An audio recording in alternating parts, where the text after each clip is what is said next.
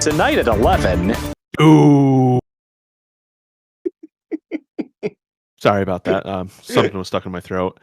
Welcome to another episode of Arcane Precision. Today, we are going to be going over some changes that have been happening in Warmachine. I'm going to start off with I'm Kyle, one of your hosts, and I'm joined by John And Eric. And we're also joined by another guest, Dan. Say hello. Hello. How are you guys? Good. How's it going today? It's going great. Thanks for having me on. Yeah. So, why don't you tell us a little bit about yourself, real quick? Well, I am an absolute nobody and named after a bird. So that's two things. I'm famous for making absolutely no contributions to the Warmachine community of any value, but that's going to change. Here we are, and I'm excited to talk about numbers. I disagree. You bought me a beer at Bokur Brawl 2024, and I will not forget that.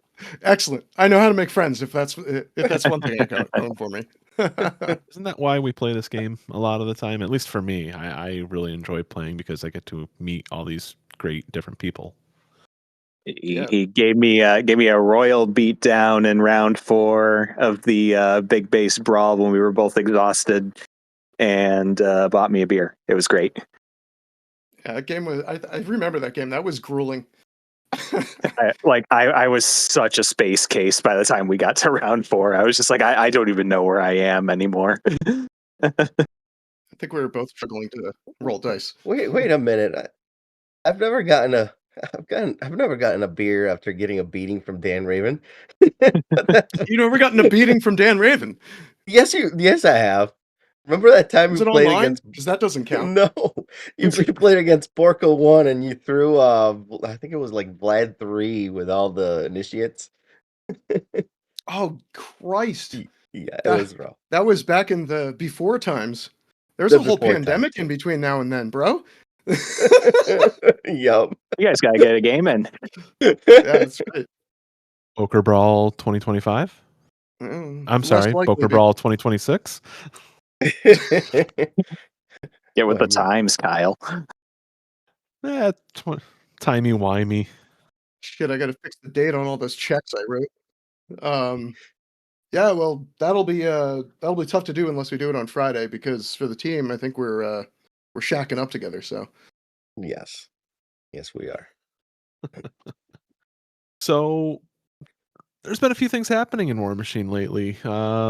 Last week they announced the change log, so we all kind of see a glimpse of what is happening.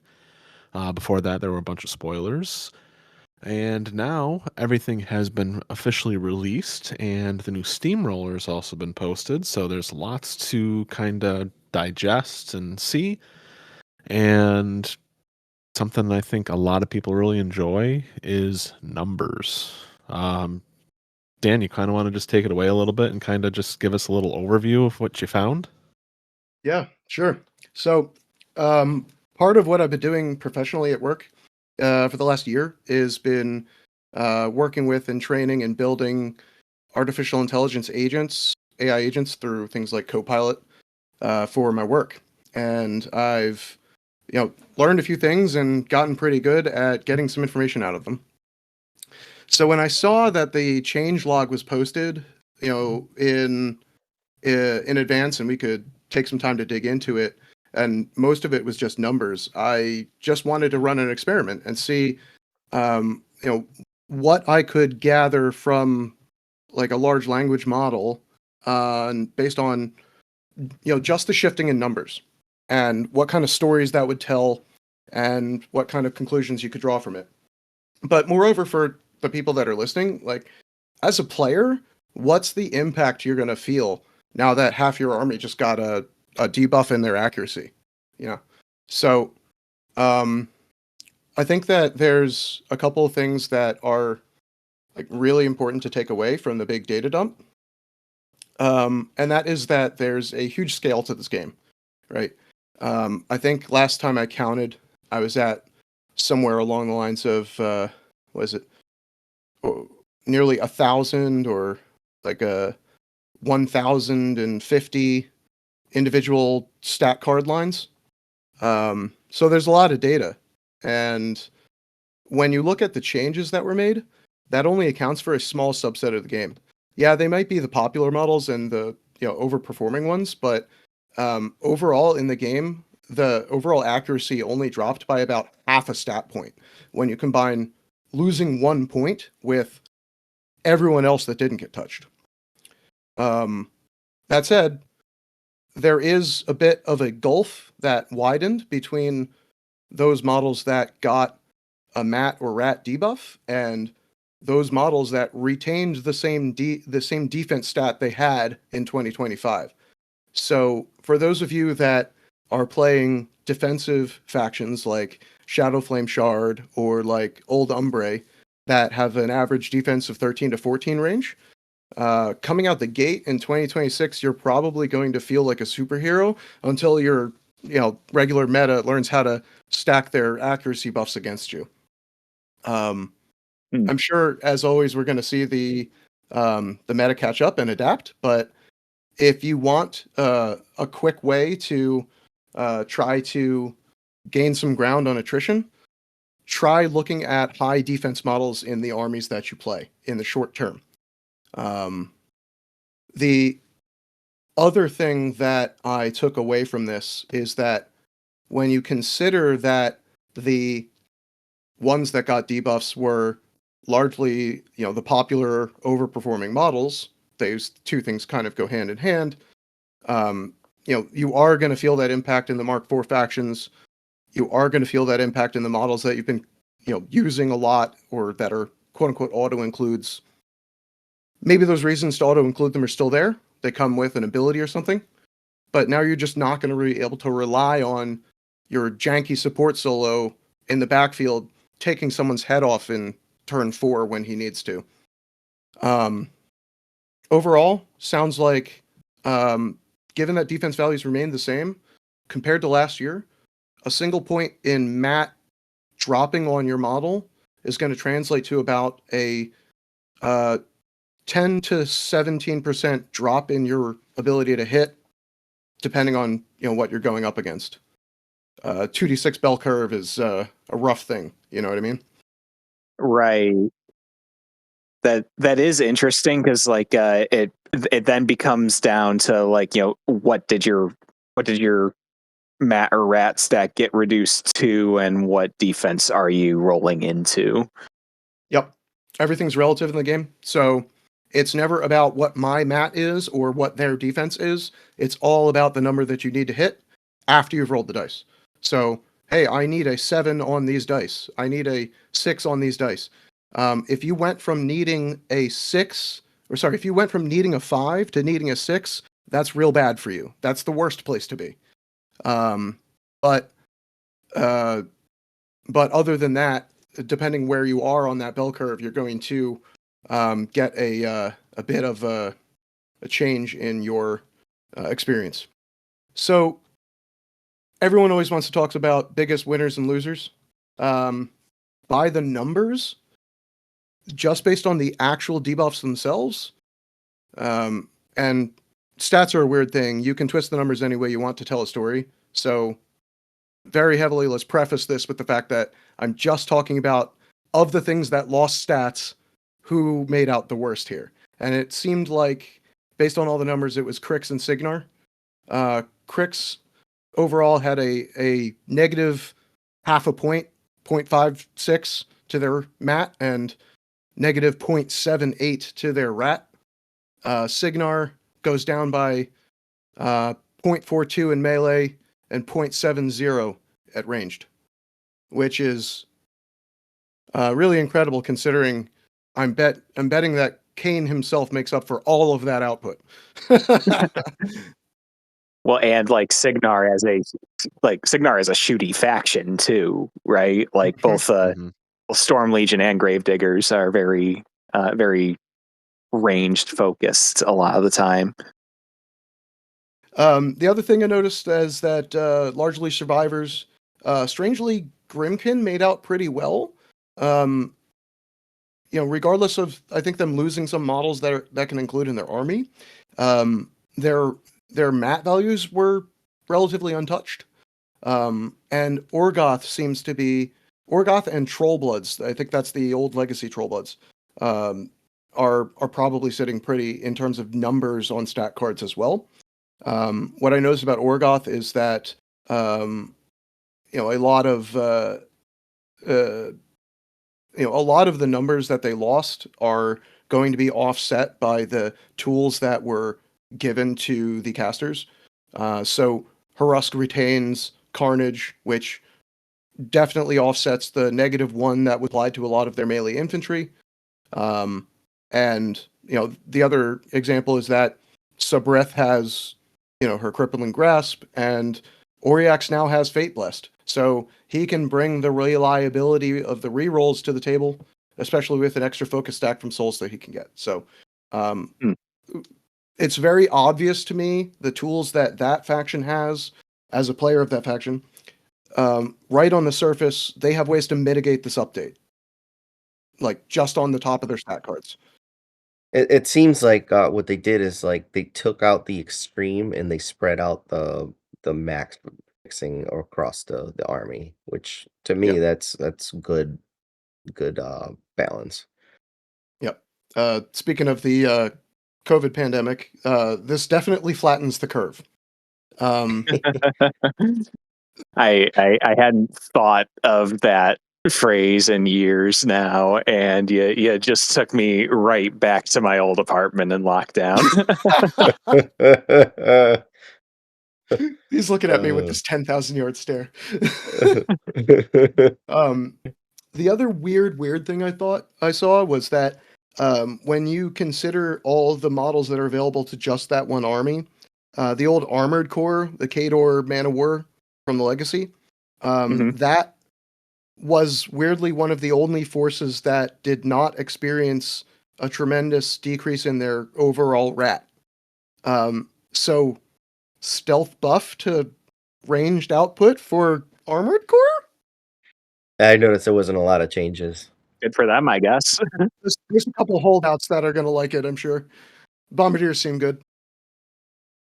So you mentioned like having kept Matt and Rat separate there, right? So that kind of accounts for like I was wondering at the start of your presentation here, like what it meant for something like for Dusk, the Mage Hunter Rangers lost a point of Matt. Like, who cares? Yep.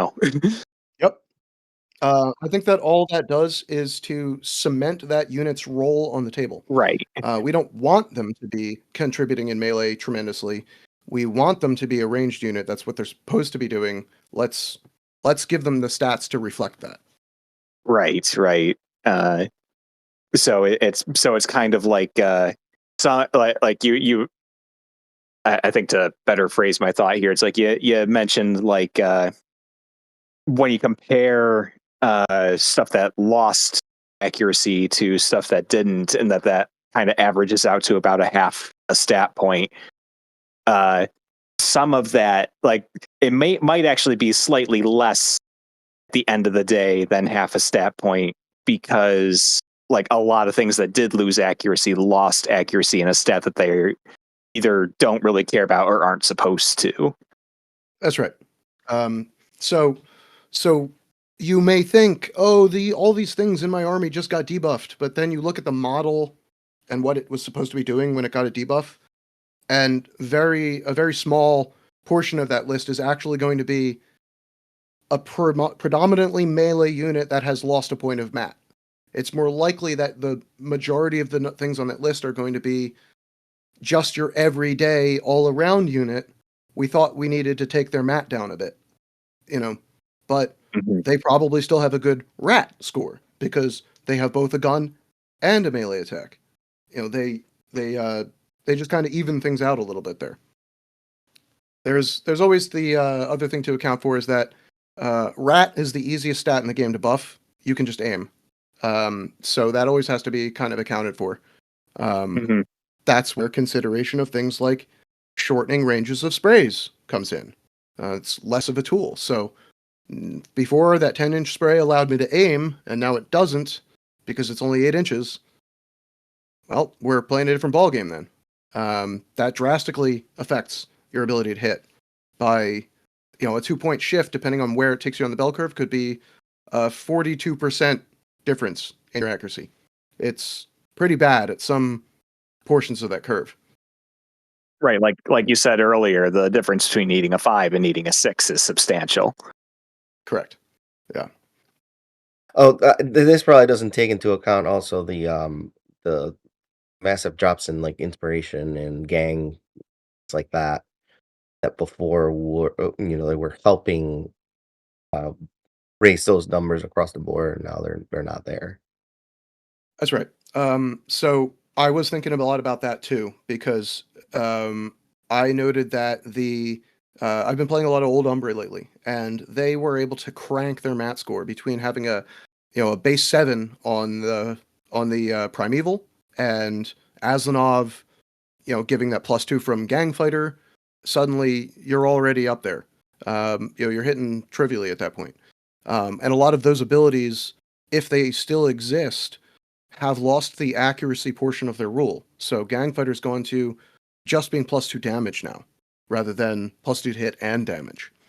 Well, that's significant because while you're still going to crank those damage numbers, you're going to see a percentage drop in your overall output over several attacks or several games with that model. You'll have dealt less damage because you will be missing more of those attacks. Even though you have the damage numbers to push through when you hit, you're not hitting it all the time anymore. Right. I think everyone should expect slower, grindier games, and that attrition and positioning of your individual models is going to start to matter more. Putting them, where they can be attacked, but the opponent doesn't want to because their accuracy is bad in this context. And as you'd said, people that lost Gang Fighter and similar rules, for those people in their factions, accuracy buffs are coming at a premium right now. You want to be digging deep in your toolbox to find anything that can help you bump your mat or ret. It used to be the case that these gang models and such would be doing it on their own by themselves, but now you're probably going to need to get your caster involved or get that support solo involved. So you may be able to still hit, you may be able to still raise your numbers to the point that they were, but you're going to have to add in that 2 to 3 point support solo, or maybe a 4-point support unit to give you that ability or that edge that punches through a defensive spell or ignores the terrain benefits, etc. So if you have those tools in your army, they're going to be valuable in the short term, I think, as people get used to these changes. Those are probably that means you're probably going to see the popular casters and the popular models not necessarily being the ones that didn't get nerfed. You're going to see the popular choices being the ones that carry an accuracy buff in the short term, I think. Right. Like, I know if they gained some other ability and retained an accuracy buff, they're going to be hotcakes. I got my eyes on you, Yana. Yeah, go ahead. Yeah, because I know the Dusk players have been very enthusiastic about Blade Masters lately. Because they lost a point of map, but they picked up Flank Warjack. Yeah. Oh, so they got the pikeman treatment. Yeah.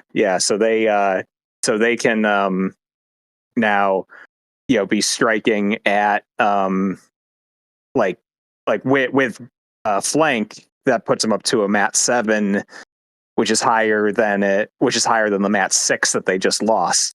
So you are they are something that you are incentivized to take, and now they're also bumped up to defense 13, which is like kind of a pretty good spot to be in a Rat 5 world we seem to be in right now.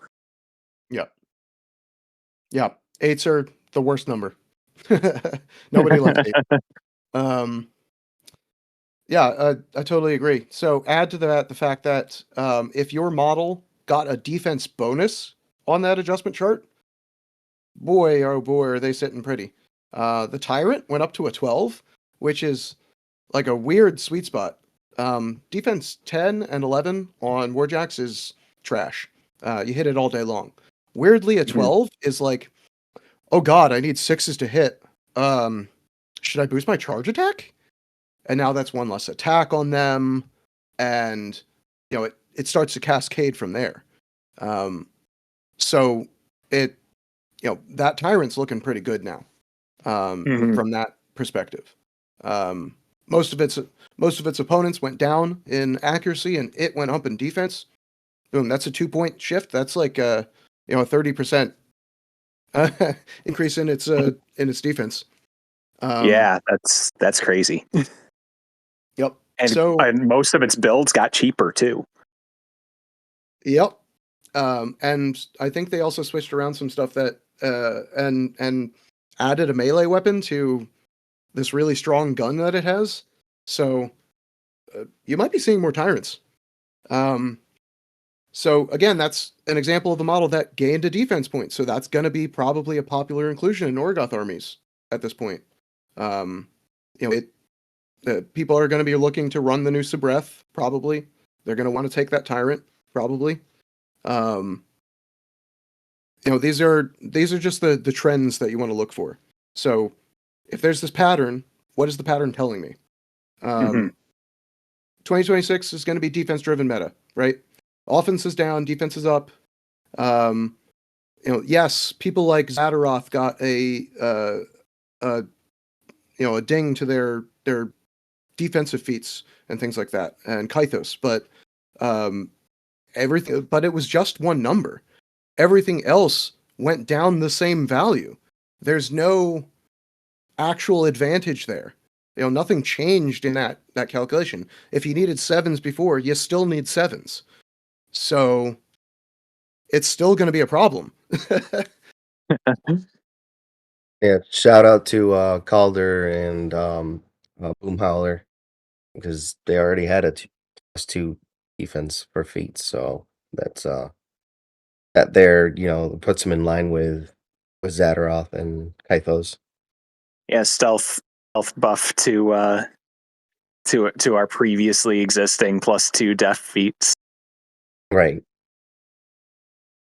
Like I was saying the same thing. Sirenia.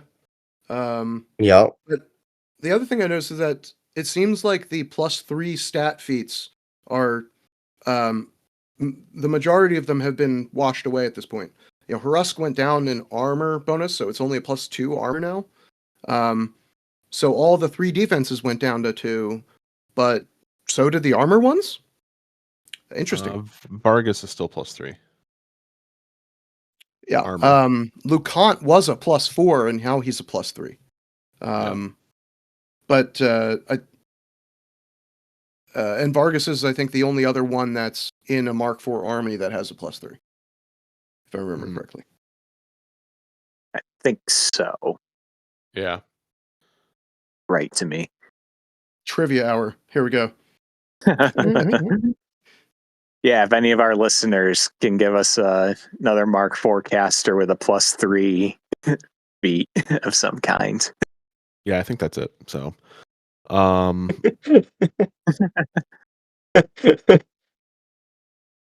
yeah, Kyle, you've been quiet. What do you got? I'm tired and excited. What, you didn't drink a whole glass of espresso just now? No. I did. Anyways, so it seems like with these changes, at least in the beginning, you're going to want to be looking at casters that can add to your defense, both in range, at ranged, and in melee. And you also want to look for a caster who gives you that hit buff. So the casters that grabbed Carnage, the ones that have like Deadeye and stuff like that to help you hit, I think that's going to be where you need to focus a lot, because I mean it seems like everything is at Rat 6 for like their respective roles that they want, except for the elite ones. Would you guys agree? Yeah, more or sure. less.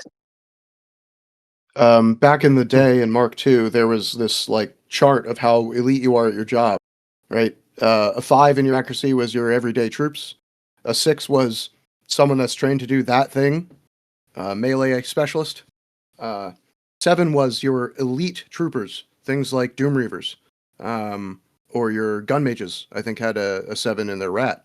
8 was like this privilege that was reserved for character models, and I think there were, to my recollection, back in like 2010, like what, 2 models with Matt or Rat 9, Butcher and Kane. Yes, I do believe and that is Iris. correct. Oh, yes, Iris, that's right. Is she still Rat Real. 9? She's still Rat 9. The only change to Iris 5 was that she now has 8 boxes. Seems Woo! good. That's one thick elf. Yeah.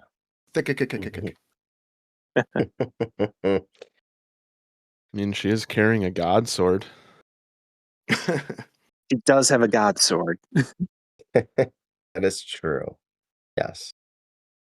So, Dan, everything you've said so far has me thinking that, I've been kind of trying to work into a lot of lists I've built. The one of the new Ghast heads, which gives us mark target, because it's a case of the Ghast went up to defense 13, and it now has a head that gives you mark target.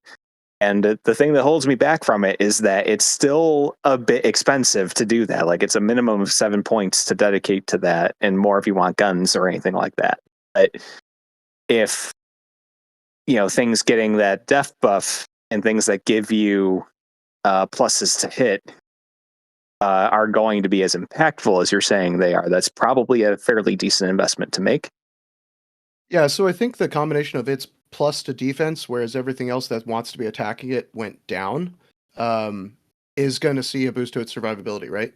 Like, I think the example with the Tyrant earlier was that no matter where you are in the bell curve, that could be as much as a 30%, increase if it's created a 2-point gap. The other thing to consider is what tools are using to dedicate to that model to protect it when it tries to do its job. The other example that you see commonly of mark target is the Winter Corps snipers. They are, for all intents and purposes, a mark target robot. They take some shots early, which is great, but they generally want to be applying this +2 to hit on a critical turn, where Winter Corps wants to take out like half your army. You can throw that unit away because they cost so little, but when you're talking about a light jack and now maybe some support to give it some focus early, etc., you might as well double down on that and make it even harder to kill. So put some defensive bonus on it when it's out there, like or you can get tricky with it. Not if you're not going the stats route, you could. And maybe your faction doesn't have it because I don't know Dusk by the back of my hand, but something like admonition. So if they do try to come and engage this piece that you've kind of given away as a peace trade, but also gotten your mark target out of it, if they want to come in, maybe it's going to scoot around and get away from that one guy that didn't take his mat penalty this round of updates. Right, and the list that I'm considering it in is Helith, who comes with admonition. So that is a good there's some good synergy there, and a feat that may impact his survivability by adjusting his stats. Right. Helith's feat doesn't adjust the stats of cohorts, just warrior models. Oh, okay. Or at least the defensive portion does. The defensive portion is just warriors. And also now has lost its defensive bonus and is now just a +2 to armor. Well, there's that then. But yeah, the admonition is a great trick. And I think that's one of the things that I'm taking away. I think that while everyone else is trying to keep up with the changes to their stats, I think the quote unquote smart player is going to try to look at ways that they can be piling on more decisions while the opponent's trying to do that. So we're all trying to figure out the new math of, oh, I went down to mat 6. What do I need to hit this guy? How likely do I get to land 2 attacks here, et cetera, et cetera. But then you're like, oh, by the way, it has admonition on it. Or, oh, by the way, it went up a defense point, and forcing your opponent to make more challenging decisions on top of the change in math is going to lead to, people spending more time on their clock trying to make those decisions in a competitive environment, and doubling down on the fact that lower accuracy means longer games and more attrition and more fights in the mud, more dice getting rolled. You might see that additive time compound to the point where at the beginning of 2026, especially coming out of the holidays, people being a bit rusty, you might see a lot of clock decision games in the short term, I think. People are not going to, or they're going to underestimate how much time they're going to spend, just scrapping it out in the middle of the table. A scenario win isn't going to come as quickly because you're not going to be able to, orbital laser nuke that guy on the objective like you did last year. Right. And if you leave him alive, you don't score it, game goes another turn. Did you have the clock to make it that other turn? Ooh, maybe you didn't plan for that. So watch your clock, guys. Guys and girls. So I think a good way to avoid getting stuck in the tank going forward here, and I say this as someone who is prone to getting stuck in the tank, is that thanks to the lower accuracy of the game at large, if you do make a mistake on your turn, it is actually harder to punish as well. That's right. So something to think about if you're seeking an optimal turn and not finding it is that you won't if you overcommitting isn't as punishable anymore. Like you'll still get punished for it, obviously, but what might have been a decision that lost you the game in 2025 might just put you on the back foot in 2026. Yep.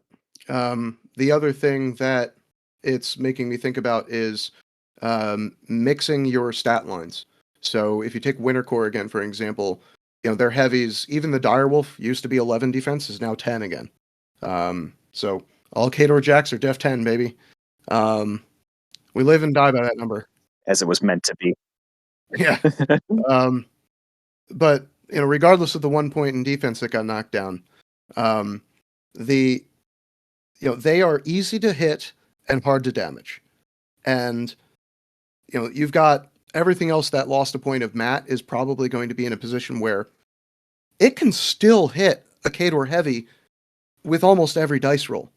Oh no, it went from needing 3s and now it needs 4s. That's not a big difference on the bell curve. When you're still very likely to hit that roll every time.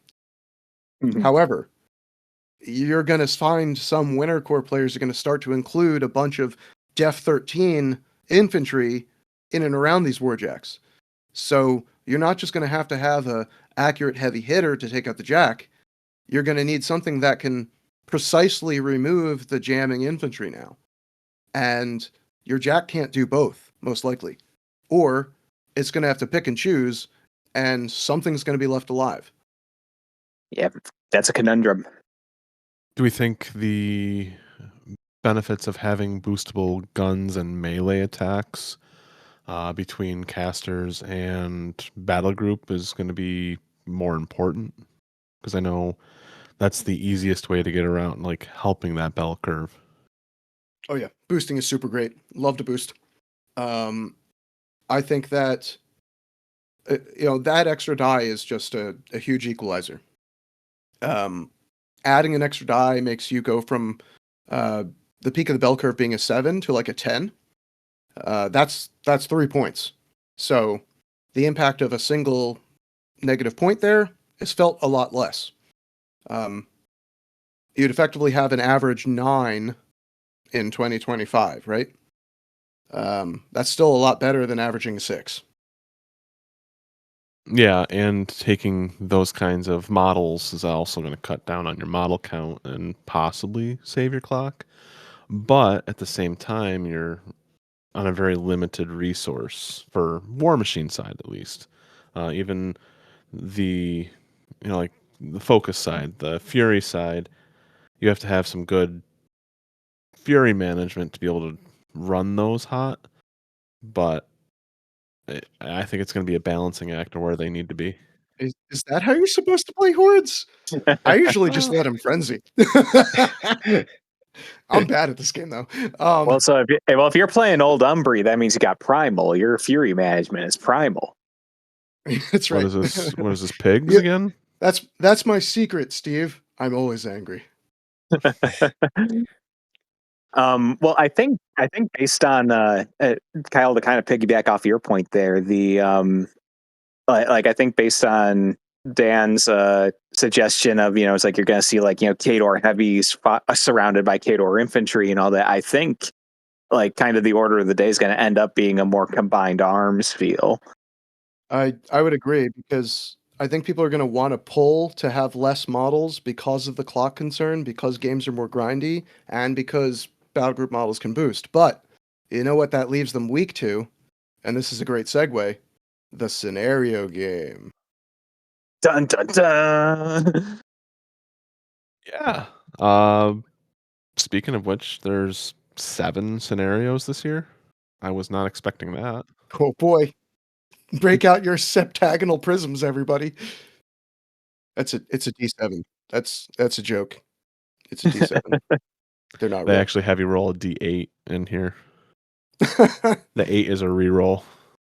Yep. A notable change with Steamroller I saw is there's not player 1, player 2. Now it's attacker, defender. Oh, thank God. I've gotten so tired of saying bottom of second player's second turn, like defender second turn. Rolls off the tongue much better. Agreed. So that's something to note when you're looking at these scenarios. There's an attacker and defender. Attacker goes first, defender goes second. It starts off with laying out how to set up and play, 1 through 13.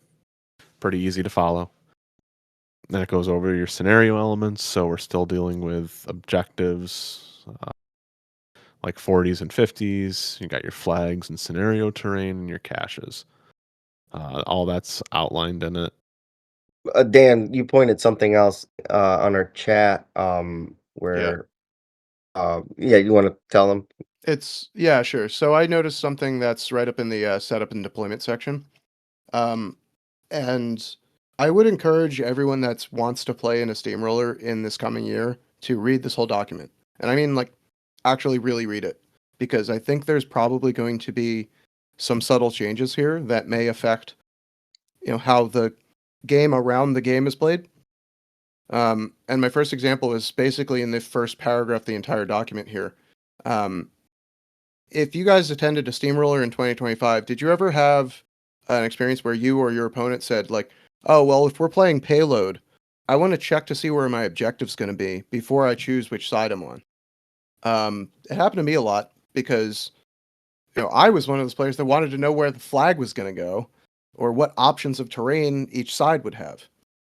I picked up on a sentence in here that says, that implies that I feel Steamforged Games just wants us to start rolling dice instead of trying to game the macro of who's going to be on what side.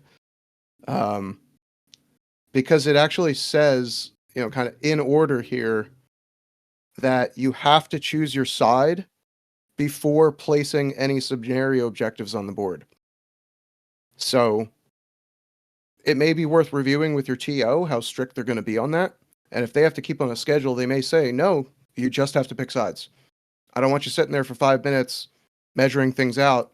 And even if you don't put the circles down, you're still measuring it. Stop that.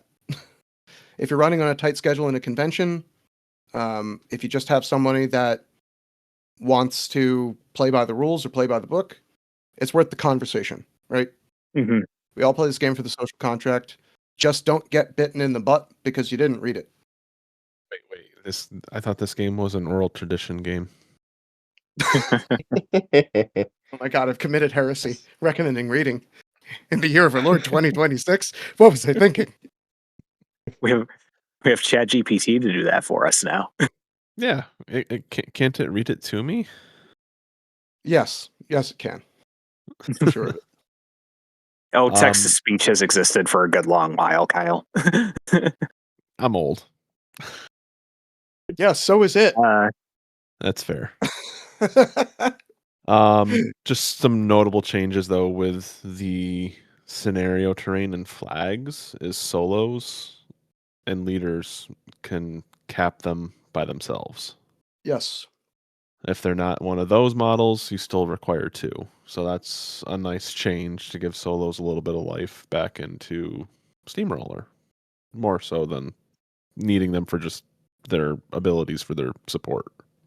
That is like a funny like mental image, I guess, though. It's like you got some 2-point solo capping scenario terrain all by himself versus like, here's like a 17-point character heavy or something that can't. Yeah, but I think they want to have that 17-point heavy in the thick of it. Oh no, like I 100% agree that this is, like, from a gameplay perspective, this is a good choice. Because like a reason in 2025 that solos felt kind of bad to take was because they had next to no scenario game. That's why you need to pay attention to the little bits in the document, right? Because we went from it being, solos score their own thing, and you needed to be like have 2 models within flag during flag distance, and then in 2025 solos couldn't score, and like depending on the year you're playing and the competitive packet you're using, you're really going to have to know where to position your models. You've got to check in with what can score what. Don't get caught out. It's the start of a new year. Make sure you know going into your scenario how to score points and what to score the points with. I should have looked at this before we recorded, but I didn't have time this afternoon. Would it just been like for the returning scenarios to look at like the Longshanks data on first turn versus second turn win rates? Because right now it's like I'm looking through trench warfare and Two Fronts and Wolves, and it's like they have moved them in favor of second player or defender now, rather. For trench warfare, the objectives are closer to player 2's side. Two Fronts, the 40 and 50 are tighter into the center. Wolves at our heels, again, everything is starting closer to the second player's board edge. Yeah, everything's kind of shifted back a couple inches, and it's the defender now. Yeah, defender, sorry. Old habits. Yeah, no. I love these maps. They're really cool. Yeah, and that's something, looking at everything, I think a lot of these scenarios actually, I feel like they favor being the defender more than the attacker, almost every single one. And I think a lot of it's going to come down to where the scenario terrain ends up for the flag. I'm not sure about every single one. I think that, that definitely has a huge impact in a lot of games. And if you're just being asked to get to the table and roll off for sides, that may come up to surprise people more this year. We'll see. Even in some scenarios, they push the objectives for the attacker up towards the defender, so it like shifts the line of engagement as far as scenario is concerned. It makes it harder for an attacker to just run up and jam someone out of scenario. I've noticed. Yeah, I agree with that. The sumo push the sumo push is going to have a bad time, right? They're just going to run into like a killing field. Right. I think that things like high stakes, the new one with the fuse tokens. Oh, yep. I'm not sure. I'm excited to play that's that one. 100% in Defender's favor. That 50 millimeter looks like it's pretty much dead center. You can get to the center of the table and occupy the defender's objective, just like you would have in Wolves That Are Heels, or similar. Fault line seems pretty neutral. I think everything's kind of equidistant. Yep. At least in terms of being across the middle of the table. So that's one where you can easily pick your poison. I like that one. And I think they finally made payload a little bit more fair. Did payload change at all, or? You can now score the scenario terrain. Yeah. Oh, I didn't notice that. And was it always 3 extra victory points when you Yes. when you blew it up, or was it? Well, it used to be more. I think it was more in 2024. Yes. I think in 2025 it went down to 3. Yeah, it was 5, I believe, and then it went down to 3. Yeah, 5 to 3, and that created such a slow game that it was difficult to play for some armies. Yeah, it made it a dead scenario. So I'm glad to see that they've added the extra modality for scoring. Yeah, I don't think I ever had that like come to pass. Like I don't think I ever saw in any of my games either myself or my opponent throw the 50 into the terrain and score for it. Like I don't think I ever saw that. And similarly, Wolves That Are Heels is also a bit different now. Rather than you now move it towards your 50 and put a token on it. And the first person to get a third token on their 40 millimeter scores an extra 3. I think that means in Wolves That Are Heels, contesting that thing is going to be very important. Yep. And which is good for me because that's how I played that scenario anyway. I was always probably a little too eager to like throw stuff at my opponent's 40 millimeter to stop them from moving it. But I think in 2026 that is kind of the play. It's like you want like what is the thing you're going to miss the least, and can you use it to contest their objective for a turn? So here's the beautiful part about this, right? If you read the grammar here, these things are optional. So if a player has scored their own 40 millimeter objective, they can add a token to their objective. Then if they add the token, their opponent may move that objective 3 inches towards the 50 millimeter. Okay. There'll be some shenanigans to be had with that, I think. That's right. Scoring the scenario objective itself has no bearing on whether or not you've placed a token on that objective. Sorry, fuse tokens are the other one. I don't know what they call them in this one. It's just a token. Just a token. Gotta be a hunt token or something. Come on. Yeah, right. Something else that changed in there is that before, where I know it changed from going towards the middle of the board to going to the 50. Before you could just make it so the 40 would just go out to the flank more to make it harder for your opponent to contest it. Whereas now it has to get closer to the fight. It doesn't have to, but if it gets moved, it gets moved closer to the fight. Yeah, that's a good point. Yep. So it gets easier to contest the more you score it. Right. Unless you're not putting tokens on it. Again, they're all optional, right? So yeah, so the closer you come to like scoring a big glut of points all at once, the easier it is to prevent that. So it makes it a bit less likely to explode in that way, but also does behoove you to work to prevent that. Right. The other thing is, if you are scoring it, you are putting that token on. In this year's packet, it is the opponent that moves it, not you. So, Right. like John was saying, you could kind of push it out to the side to make it hard to contest, and you were still moving it up the field technically, but it was going sideways more than up. With this one, if you're gonna go for the bonus payout, it means your opponent's likely dragging it almost 3 inches straight towards them, because the same kind of rule applies. Towards just means it's got to move a hair to the left towards that 50 millimeter objective, but the majority of the movement can be toward your opponent. It just needs to end up closer than it started. So actually in the initial setup here, that first move could be straightforward. Yes. That would make it closer to the 50 than it started, and that would count as towards. Hooray for triangles. Hey, trigonometry. Yes. Pythagoras taught me that one.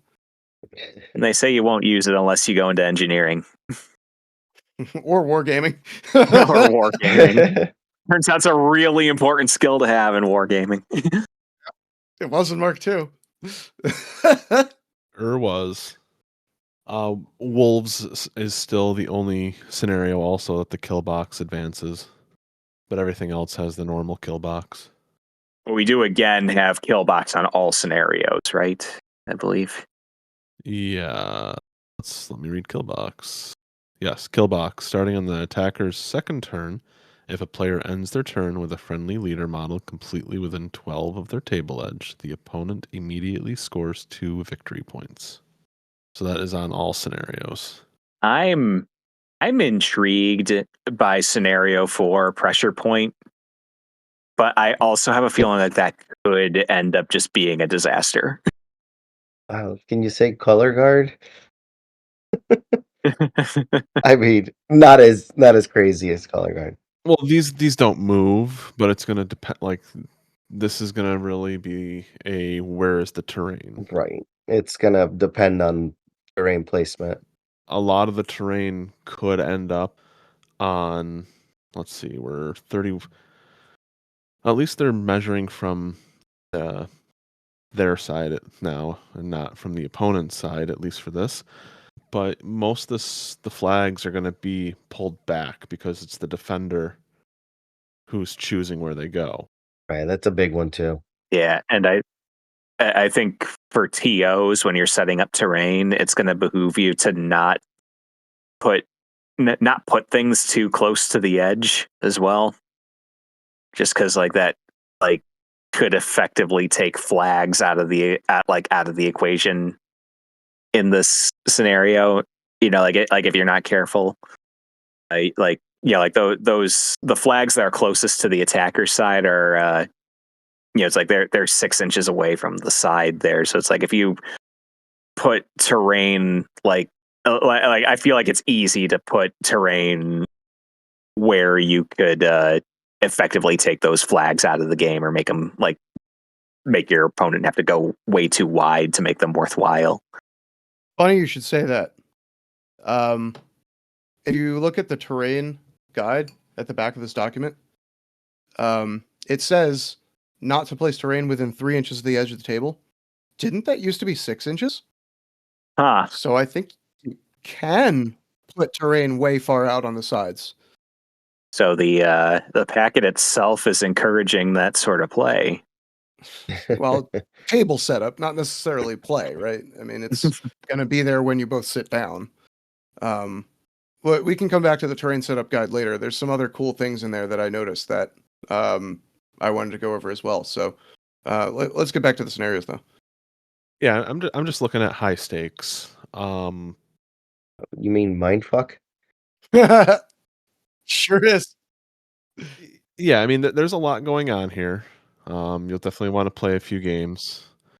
I think it's going to be a fun scenario, but I think it's going to be really easy unless the attacker is flooding their 2 objectives, for the defender to score 4 of the 5 scenario pieces relatively easily. I think the defender's going to be able to get up there and score their 40 unless they're putting some hard, like, to remove models on their 40 to even just contest it. I'm still processing. So you're saying that yeah, there's a lot on this page here. It's gonna take me a bit for that one. Yeah, and the flag is probably going to be pulled back based on terrain, but if it's stuck there, they might be able to go up 5-0, bottom of 2, and just, that might be game. So you're saying in a world where they have the opportunity to push the flag, we're looking at scenario 4, the blue flag on the left. All right, if they push it scenario in, 5. Pardon me. Yes, scenario 5, high stakes. Yeah. Still the blue flag on the left. I was looking at the right picture, but I Mhm. did that thing with the words again. Yeah, that's okay. That's why I like numbers. You push it towards the red 40 there, and they're both kind of in a clump because there's Mhm. good terrain right there. Yeah. I think you're gonna have to be careful of what you lightly contest as first player. There's a real chance in some of these that you can get a good advantage as second player if you can clinch an early bottom of 2 score.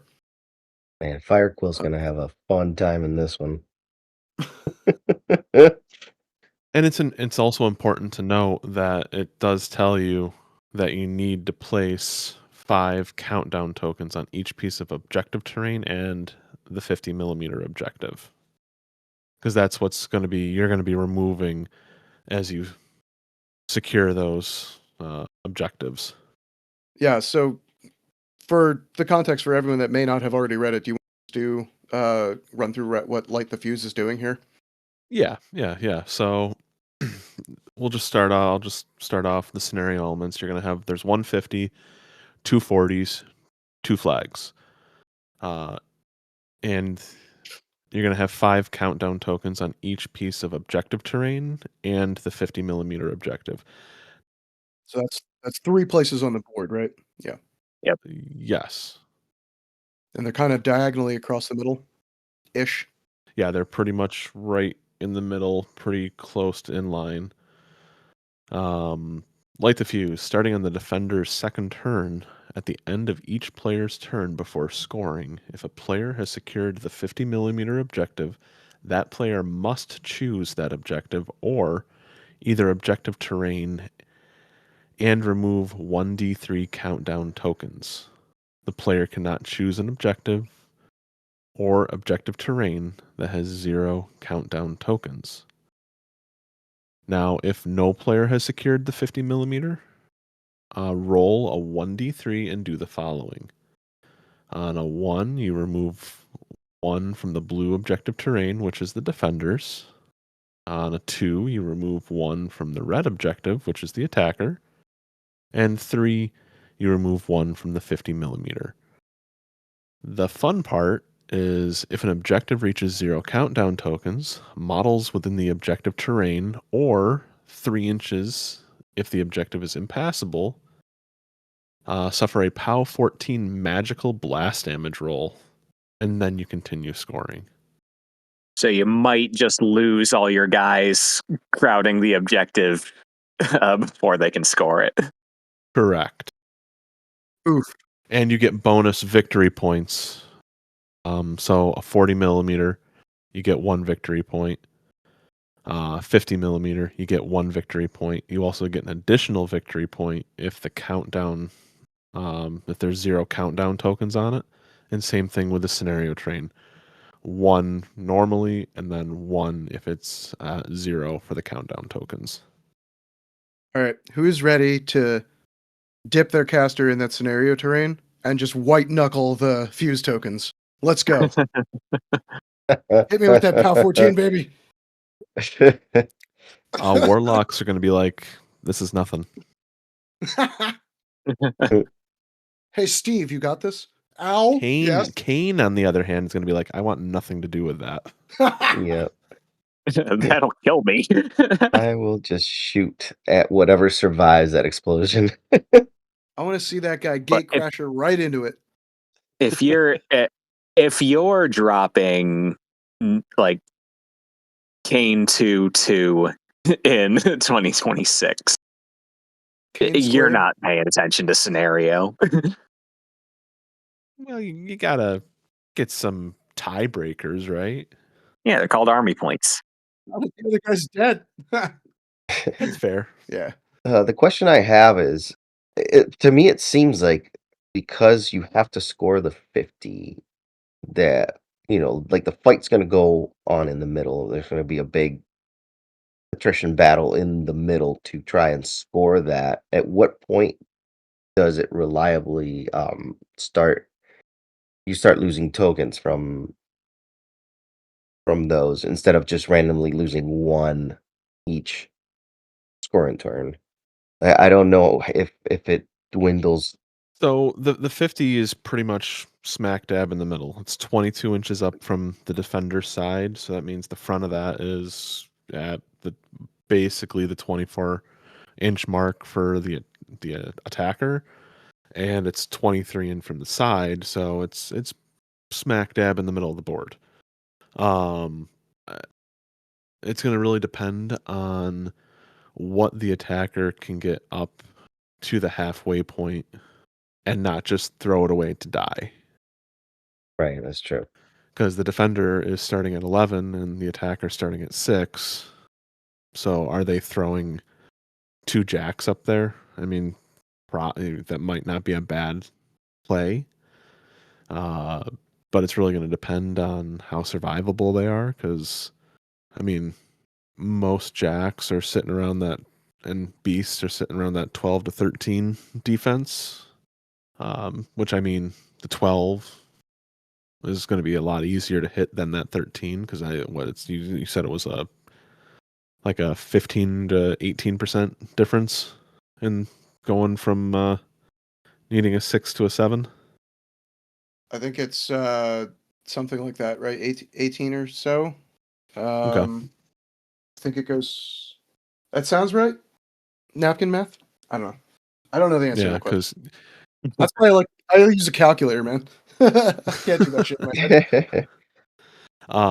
but you're not going to be able to put even on your side, you're not going to be able to put up defenses because you have to be within 3 inches of it, and that defense can't be within 3 inches from the front. So you're not going to be able to get cover that way. So If you have a controller from Winter Core, you could.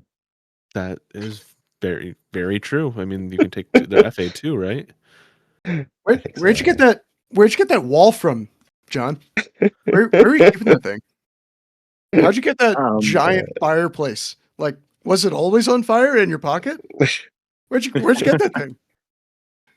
I just found some stuff over here. You just brought a whole bunch of junk.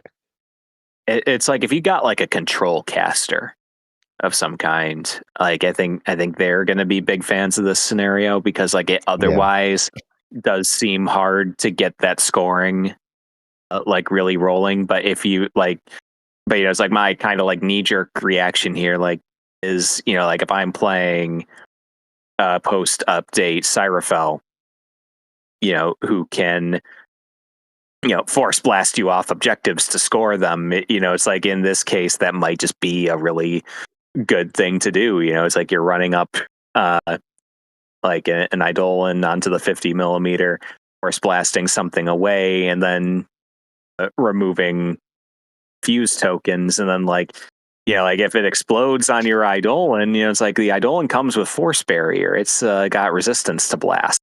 So like it's not likely to take damage from those sorts of things. So like it's it's like I think if you've got casters like Syracuse or like Archammer with like inhospitable ground and stuff like that, like I think Nova. Oh my god.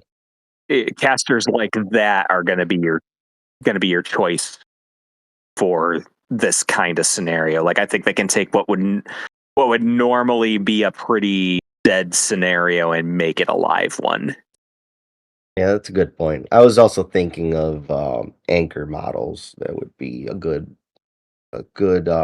choice to hover around that 50. Colossals like big 80 mil. We've got plenty now. 80 mils can still be moved. Speaking of, I just ordered a behemoth. I finally broke down and did it. Um, I still have yeah, to. I agree. I think those casters that bring scenario tools like that allow you to apply force movement to enemy models are going to be of higher value than they may have been before. Speaking of, because in relative terms, when you cannot necessarily rely on your attack math any longer to definitively remove that piece, maybe you don't attack it at all, you just send it flying. And in that regard, we might see a healthy return of power attacks this year. I can't rely on killing this heavy. I'm just going to yeet it. A couple inches is all I need. Slam. Get away from that objective, and now I can score it. It might come back to bite you. And if it's a war beast, I mean that literally. Yeah, like the Thunderbolt guns, beat back Oh my God. guns and So strong. melee. The slam bears got cheaper. The great bears. Does that one slam large base, or does it only knock it down? No, it's momentum, I think. Okay, so it would knock down large. Yeah, but it's still. Yeah, but that very solves your useful. accuracy problem right there. Yeah, true. I mean, yeah, that solves it for the rest of your army. But it doesn't clear it off the terrain. So I think due to the It's a question of application of resources, right? yeah. It comes back to something I said at the start of the cast, is that you can still get that kill, but it's going to require you to apply more support to the problem in order to solve the problem. So instead of just sending in a fully loaded heavy to remove that heavy, maybe you got to knock it down first now. And that's another model and another attack that has to do something to the same target. Right. It's not necessarily that your attack math is wrong or that you're not going to be hitting. It's that you're looking for that guarantee. Last year, the guarantee was Mat 11 shit. This year, the guarantee is probably going to be like defense debuffs, power attacks, knockdowns, control effects. We have to look for other places to get the tools we need to solve these problems. Yeah, I think like it's a lot harder now to just casually one round a heavy with another heavy. So, so that's kind of how the math works out now, is that like, you're not gonna just remove your opponent's heavy with a single activation anymore. In general, like obviously there will be corner cases where that is not the correct statement, but I think overall, like that's what they're going for, is that like you're not going to have things just get casually removed by something that costs less points than them. You know what I mean? Or the same Yeah. points either. Or the same, yeah. Generally, the math works out. If you have basically any heavy, or at least I definitely did the calculations for a Great Bear versus a Tyrant, with a mace versus the chain flail. And even if you're trivially hitting that def 10 all day long, an unbuffed Tyrant, on average math, only kills about 2/3 of the Great Bear, maybe 24 boxes out of its 34. So without applying extra tools, you're not going to see an unbuffed heavy wreck another heavy. I think that's kind of the design they're going for. They want you to apply more resources and have to offer up more pieces in order to get that piece trait that you're looking for. Wait, you guys can't just cripple a heavy at range with Deuce with one jack? First world problems. Deuce who continues to get away with his crimes. Kyle, everyone hates Signar. Don't make it worse. Oh, come on. I mean, he went down to mat 6, so Oh no! Oh, his little spiked fist. The real problem is if you're worried about Deuce, you're ignoring Kane. He's only still got, powerful attack, reload 1. You already know exactly how you're spending your focus on him at all times. Hey. Kane does not want to give Deuce focus. That's Brisbane's job. Well, fair. Or the gun mages. In Gravediggers, yeah. Deuce is a criminal, but he's also a cop. Wait, you could be two things at once? Apparently. Well, Deuce means 2, so yeah. But I think it's interesting that they have 7 scenarios this year. Yeah. Just in general. Did we get through them all yet? Oh no, we didn't do 6 or 7. we talked. We've talked about wolves. We've talked. Two Fronts is basically pretty similar. Just some of the objectives are moved in a little bit. The defenders' objectives are moved in. Yeah, it's like a concave or something, or you're trying to. It basically looks like you're bunkering up, behind a U-shaped scenario placement. Mm-hmm. And the attackers' objectives are spread so far apart on that one, it kind of makes me feel like you have to do a pincer move. Yeah. You're like, your attacking models are kind of fighting on 2 fronts, but the defender is able to sit in the middle and relatively exert some scenario pressure over all 3 of those objectives. So that one's certainly heavily favored. I think. Double scoring is probably a taller order on the new layout there. Yeah. Yep. And I think you get less points for it too, right? It's an additional 1. So if you score both 40, it's 1 additional, and if you score both 50, it's an additional 1. I think double scoring before was a +2, but it only applied once. Like if you double scored the 40s and the 50s, it wasn't multiplicative like that. Right. Yep. In 2025, you could only score the +2 once. In this one, it reads more like you can score both of those bonuses, but they're both only +1. So you've netted out the same if you score your maximum points, basically. It does mean that you're probably going to see less immediate clinches of the scenario. You're going to see less of the like I'm going to push everyone away for the objectives on turn 2 and score 8. I think it's just going to be harder for you to do and maintain. Mm-hmm.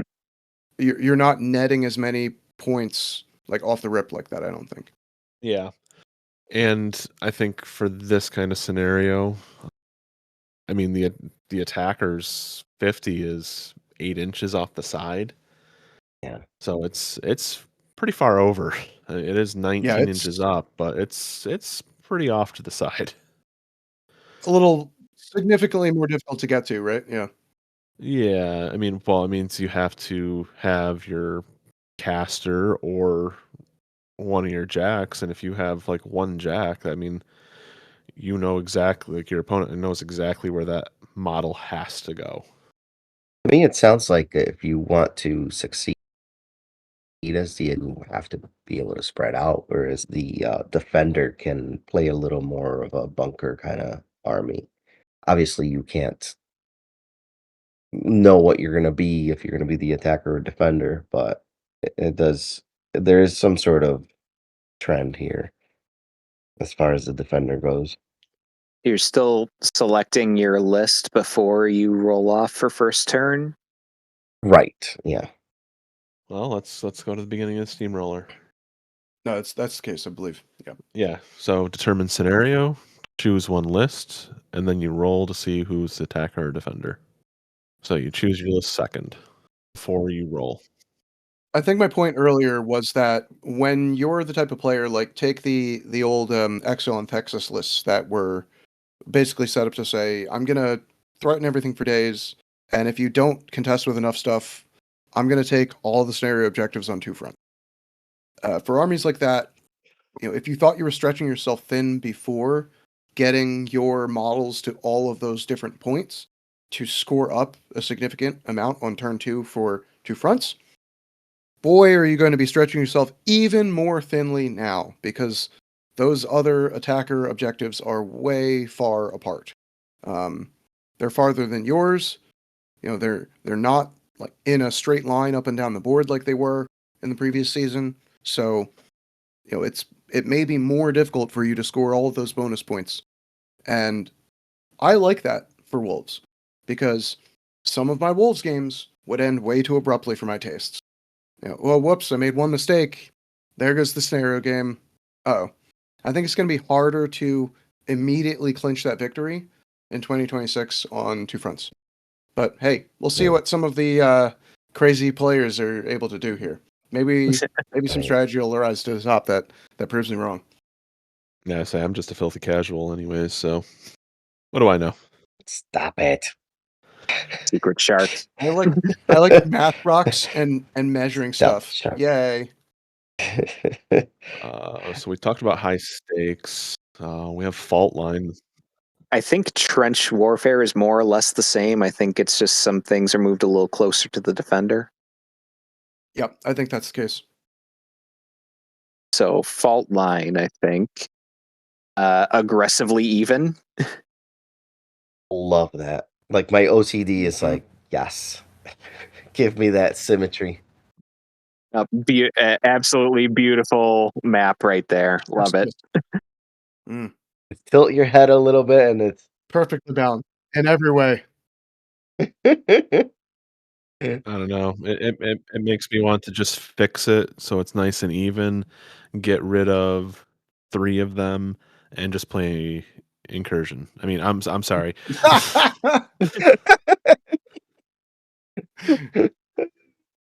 If you know, you know. That joke will never die. Hey, if you know, you know. We had the best of plans and the worst of plans last year. We kind of felt that incursion vibe. This is that, but without the BS. Yeah, nothing disappears on this one, so right. So stop me if I'm wrong here, but it looks to me like if you do manage to secure all 3 of your own objectives, that you immediately score 5 points from that, right? Yes. Because you can't secure 3 of your objectives without scoring 2 of your objectives. And both of those conditions give you an extra point. Yes. So there's 3 friendly objectives for each player. Attacker has 3, defender has 3.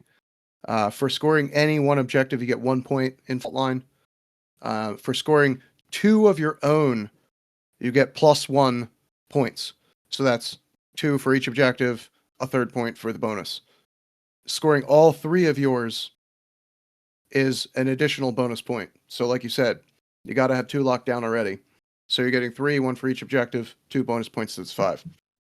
Again, I think contesting and the ability to jam up your opponent is important this year. Right. I think in this one, if you're too timid, you could lose very, very quickly. Right. Like you can turtle up on your own objectives, but you need to be able to fling something with some staying power at your opponent's zones. Right. Yeah, I mean, these scenario pieces, they're very close. Like the 50s are what? 22, 22. So there's 2 inches between them. Yeah, like so like they're close, but you got to be willing to like for something to prevent them from scoring. Because like I can see like if you are too timid on this scenario, your opponent could really run away with it. Oh, super quick too. And the fact that they're so wide too, that flank, being able to at least contest, is going to be crucial, because that's definitely some points there. If you give those and then you give somewhere else, you could get away quickly. Yeah, this definitely feels like a live scenario where if you're the type of the army that can alpha strike and clinch a bunch of points, or manipulate or force move your opponent's models out of the way, you can score up pretty quickly in this. So in that regard, maybe this is the new two fronts.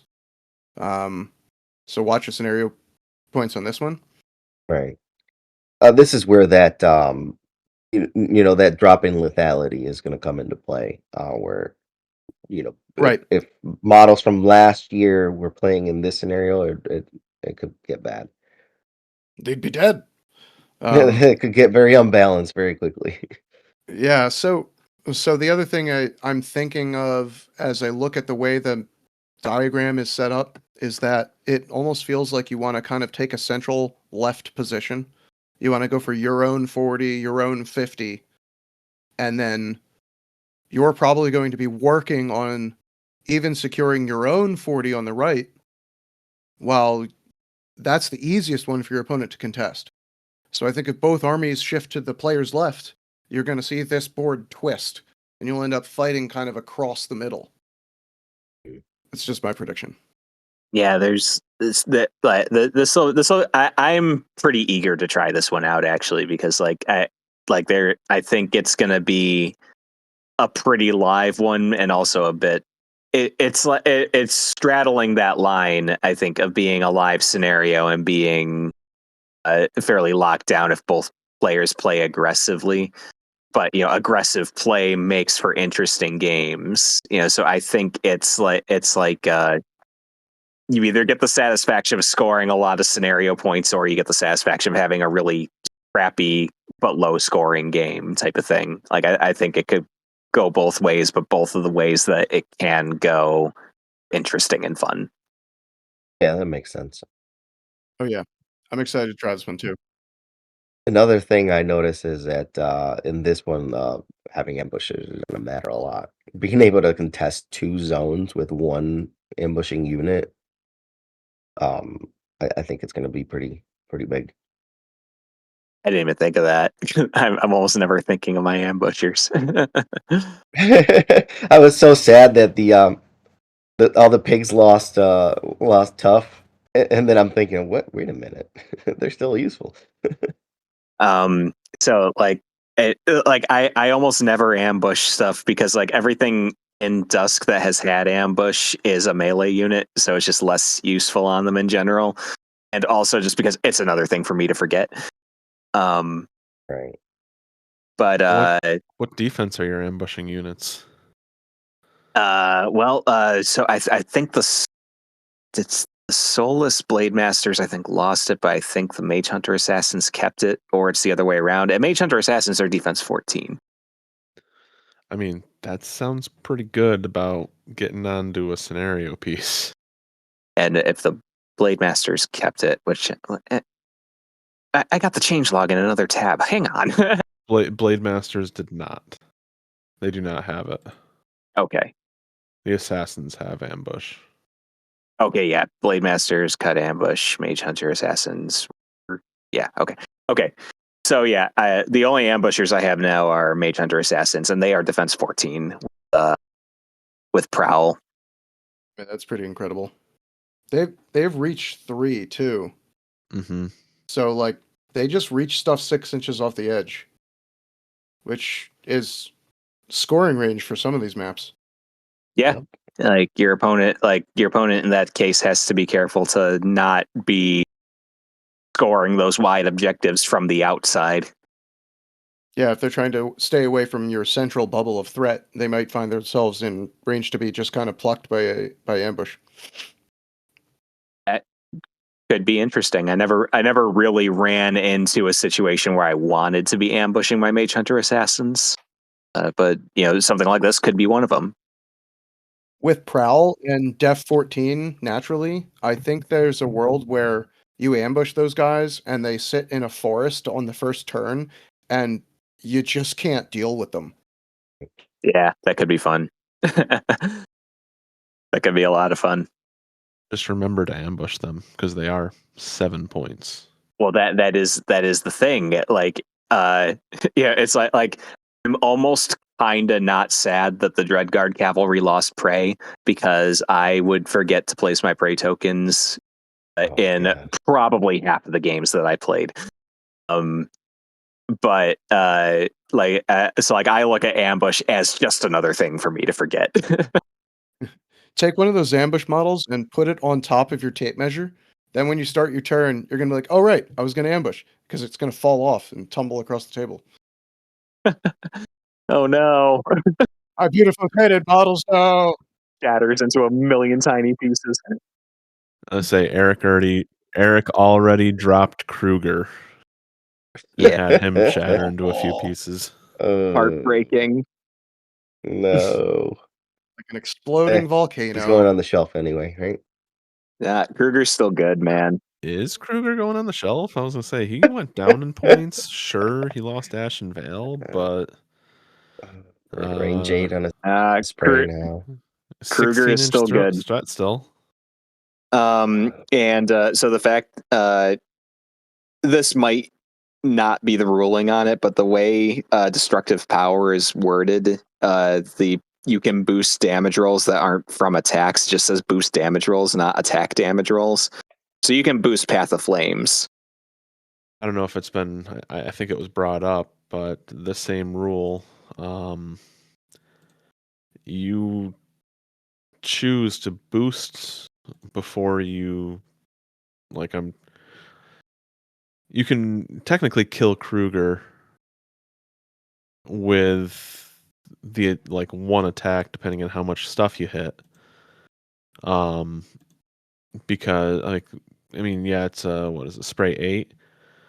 But for each individual model, you choose if you're, boosting it with destructive power. Mm-hmm. Well, I guess maybe not. Then it's just 1 point now. I forgot it went down to 1 point instead of D3. The other interesting thing is that the last sentence says the damage is suffered immediately after the attack is resolved. Yeah. If you were to be able to boost your Path of Flames damage, there is no attack to be resolved. Yeah. Would you ever suffer the damage? I'm not sure how they're going to. Well, Path of Flames isn't an attack. Correct. But the original sentence doesn't require it to be an attack. That's true. It doesn't say an attack damage roll. I think that's just how they fixed this ability. They just put the word attack in front of that damage roll there, and then you're good. Yeah, because I don't think that's intentional interaction, but it's like as it's worded, Kruger can boost Path of Flames by taking damage. Yeah, you could also say during its combat action, so that would preclude Path of Flames as well. Right. Anyway, what were we talking about before we started talking about Kruger? Remember to ambush. Yeah. Yes. Yeah. Remember to ambush. Well, just real quick with Kruger, just say he's on 1 health and he sprays and hits 3 models. Can he suffer more damage points than he has? Because you don't resolve that until the attack has been resolved. I would think so. Seems fine to me. When it was mental force, if you were on 1 health, you would suffer D3 damage. And it's like if you rolled a 3, well, tough luck. But if you're on 1 health, then it's the same regardless. So if you're on 1 health, just YOLO and boost everything? Yeah. A literal blaze of glory. If you're gonna boost 1, boost them all. Interesting. I wonder if that'll stay that way, or if that's as they intended it. Well, destructive power it's a rule that has existed in the game before. They didn't have to define what that was in the change log. That rule has existed. So however, yeah. I don't know how that's been ruled on in the past, but I don't think it's been on anything that has a spray where you're hitting, 2, 3, 4 models at a time. Well, even for single shot stuff, if you're on 1 health, you can take a damage to boost the attack and then another damage to boost the damage. Yeah. I think he's still worth the 6 points. Oh yeah, I think so too. And it's because he's Base defense 15. I haven't been including him in a lot of my list building lately, since the changelog dropped. But I do know, so like David was talking to me about this before, how he has defined my my list building tendencies as like, I look at my caster and say, now give me all of the synergies, like everything that synergizes with this caster, give it to me. And then like after a few games with it, I will begrudgingly take out some of those synergistic things and add in things that are generically good on their own. And I know with that tendency that eventually stuff in my list is going to give way to stuff like Kruger, because Kruger is just generically good. He still is. And he's cheaper. And he's cheaper. And his model is rad as hell. Oh, I forgot he got added to Brine Blood. Oh, my guy's in Brine Bloods now? Yeah. There goes the neighborhood. I was making fun of Trey for this in our Discord because yeah, he and like a few other Brine Bloods players that I've talked to have always been just like, yeah, nothing but like the curse words for Kruger. And it's just like I saw that they were adding him to Brine Bloods. And I'm just like, are we going to see a change of tune now? Just like, oh, did I say nerf Kruger? I totally meant to buff him. This man needs buffs. No, we can't let John have nice things. John can play it in both. He's been playing Winter Core lately too. Yeah, that model's super good. Especially if you can do something to like move it around or reposition it. Just playing the repo card on him after he does a bunch of work is really, really good. Yep. A lot of reasons to love Kruger. Still is. Access to boosting. He's a merc. Yep. That's going to be great because Matt and Rat values have dropped. So there's a good solve right there. Good points. Yep. Well, and Kruger's also still Rat 7. Yeah. You know what's really great about good models? They do good things with good rules. You should play Kruger. He's good. Well, and it's like Kruger should be good, right? Like, yeah, he's cool as hell. His model is cool. His lore is cool. He's like, just like is a powerful figure within the lore of the game we're playing, and he should feel as such on the tabletop, I think.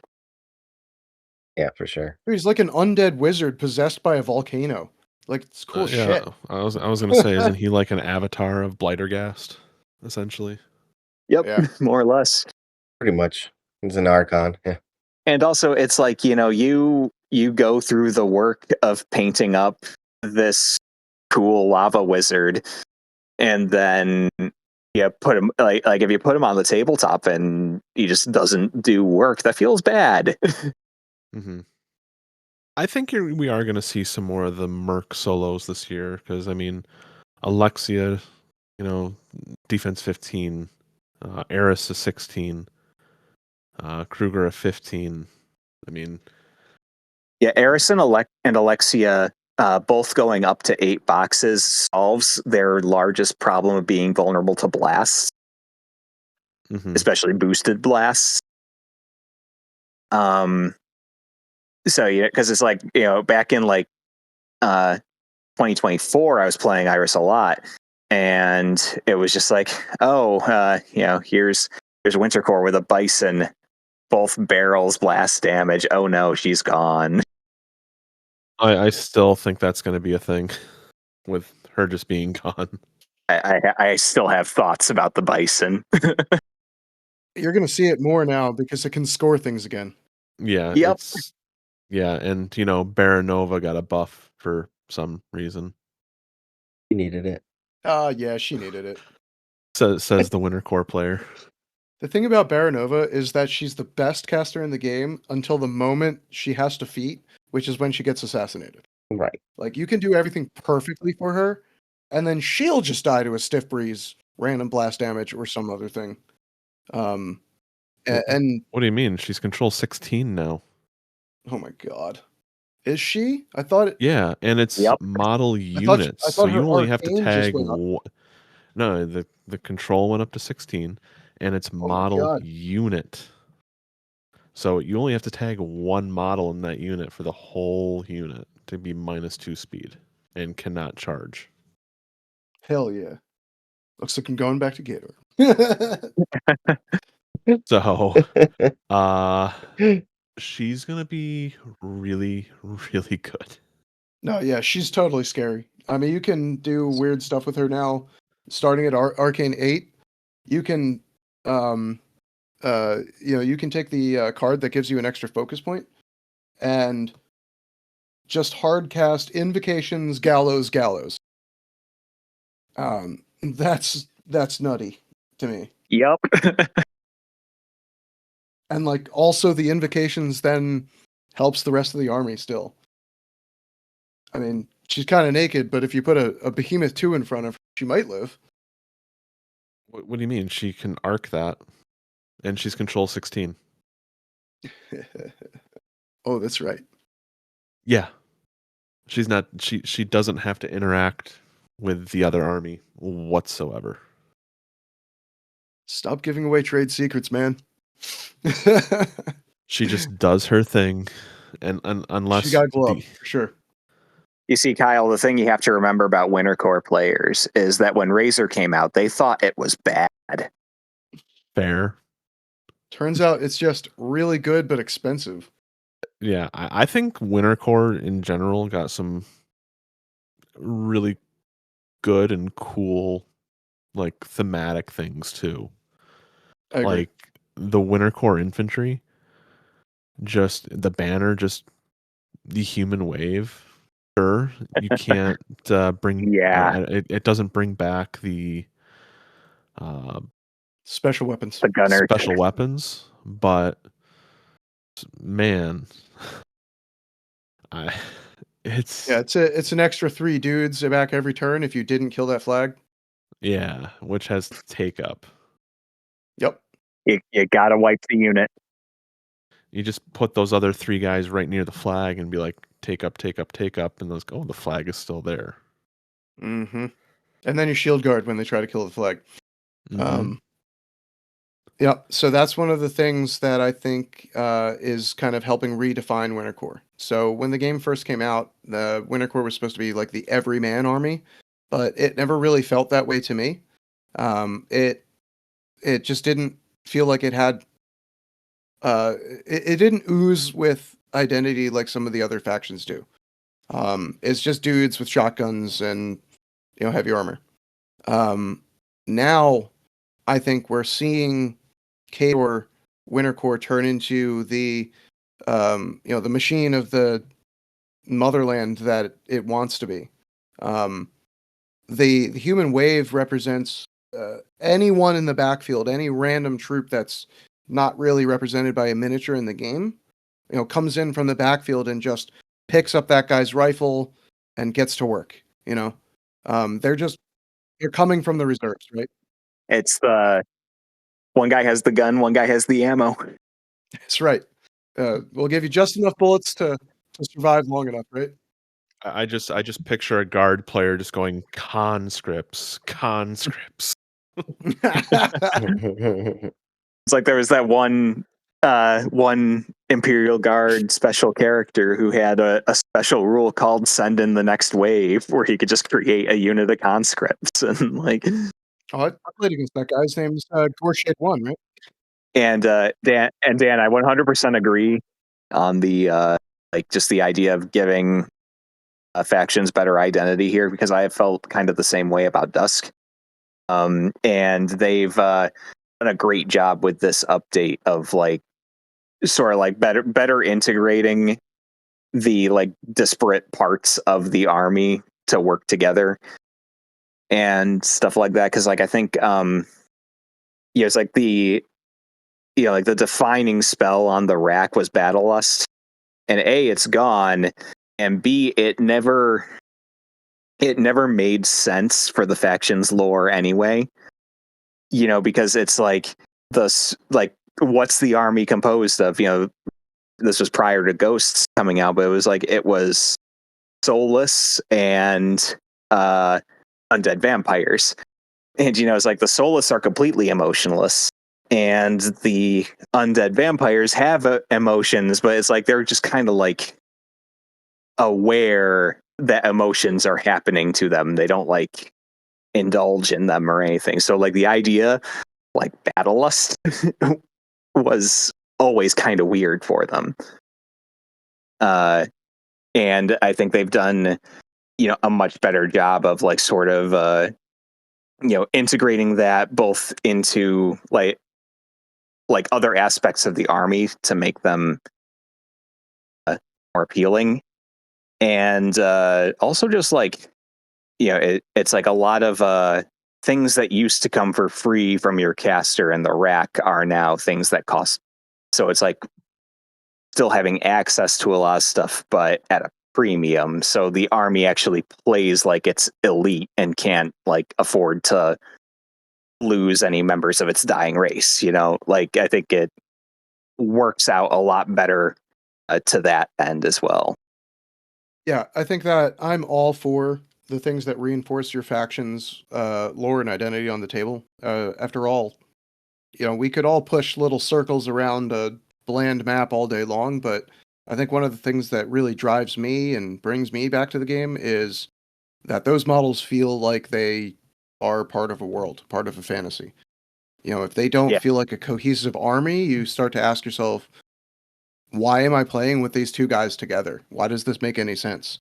Why do my emotionless elves get mad about stuff and hit it harder? I don't know. Yeah. Exactly.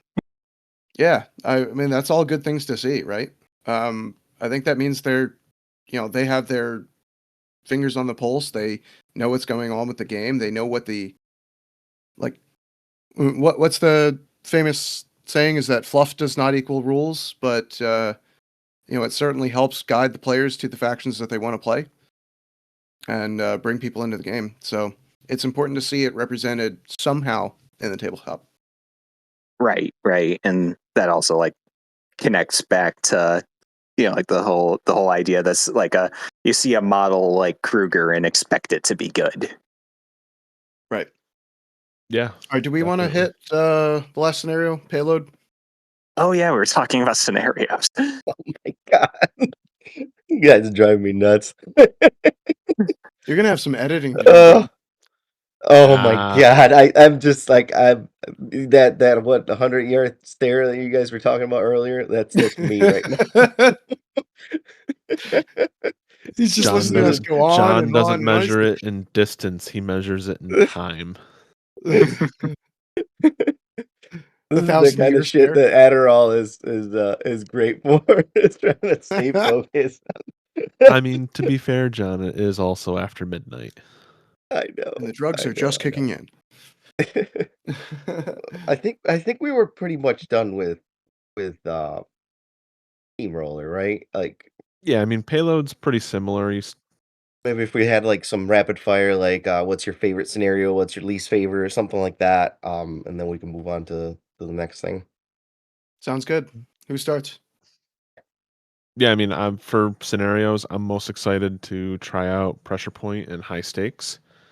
They seem like they have just a lot, just in general going to be fun. Fault line also, mainly I want to try out these new scenarios. I mean, we've all played Payload, Wolves, Trench Warfare, so they're pretty similar, but the new scenarios I think are what I'm going to want to try out. Yeah, definitely. Yeah, I am. I'm partial to fault line. For what I said earlier, I like the symmetry of it. I like the simplicity of it. Um, I am intrigued about pressure point and high stakes. I'm just kind of scared of how it's gonna play out, like, without actually having some time to play with. That's kind of where I'm at too. right. High And I'm stakes quite kind of reminds me of a narrative scenario in a competitive packet. A little bit, yeah. yeah. I think there is some strategy in it. It's just that it's kind of hard to wrap your head around it right now. Not having played it, it's gonna To me, I feel like they wouldn't put this here if it was going to be too complicated to do in practice. But I think with some practice, people are gonna uh, pick it up quick, and won't be as daunting as it is right now. Wait, you're Me at telling me you least. haven't solved it yet, John? It just came out today. Come on. Yeah. Um, I it's was like, definitely a scenario that I'll have to get got by a couple of times before I actually get it. yeah. We'll all get got together. How's that? I I think that definitely high stakes has the most to it, the most nuance to it, and for that reason alone, I want practice on that one. I want to play it before I can really actually judge it. But also, it's probably going to be the one that takes uh, significantly more reps to get the feel for the timing of it.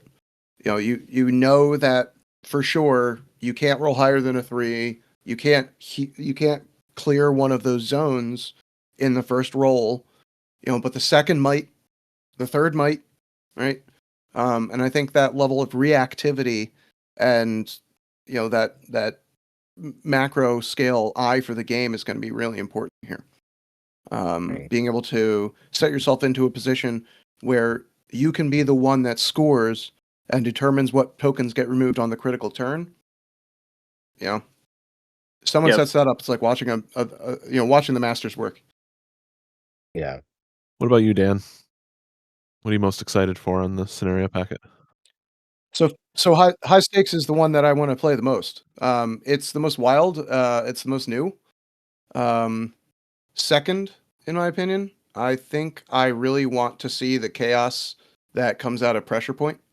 Especially since there's some real drive to be second player there. Or you really have to either bunker in the dead center of the board as the attacker, or hope the terrain goes well for you. There's just so much like that drawing alone could be vastly different in every game you play it, and to me that's compelling. I know, definitely. Very true. I think that's the reason why I think, and this is a hot take, I think that one's going to be the least played scenario of the packet,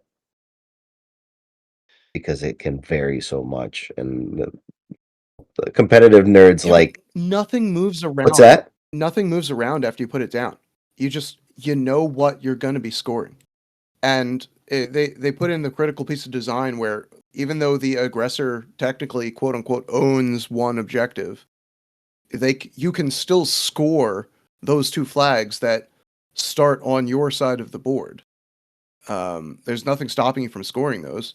Yeah. The opponent tries to pull them back, but at least once you're playing, it's the same thing for 7 turns. And Yeah. if all you can get as the attacker is that 50 millimeter, it's worth 2 points. So Right. No, it's not. It's not that it's not going to be balanced. That's not my I'm point. sure it It's will the fact frustrate that you, and I'm here for yeah, it. it's more of the fact that it's going to look different every game in certain ways, because we don't have a strict placement of terrain. Like our terrain guidelines are not like, you have to put this here, you have to put this there.